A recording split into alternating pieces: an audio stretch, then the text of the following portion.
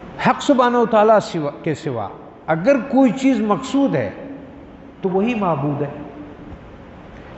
آپ کو جو چیز بھی حق سبحانہ و تعالیٰ کی ان چیزوں میں قولاً، فعلاً، ظاہراً، باطناً، عملاً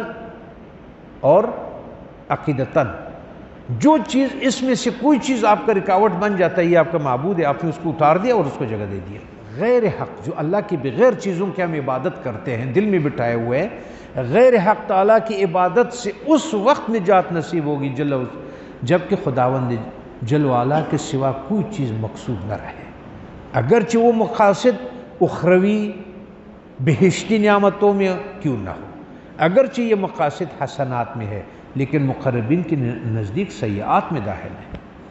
جبکہ اخروی امور کو مقاصد قرار دینے کی نوعیت یہ ہے تو امور دنیوی کو مقاصد قرار دینے کی کیا گنجائش ہو سکتی ہے؟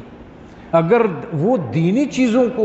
کے لیے عبادت کو مقصد نہیں رکھتا ہے تو باقی تمہارے جس چیزوں کے لیے تم اتنا سب ہم تگ و دو کر رہے ہیں ان کی کیا گنجائش بنتی ہے؟ اور اس کی محبت گناہوں کی جڑ ہے اور اس کے چاہنے والے لعنت درد کے مستحق ہے۔ اس لیے الدنیا ملعون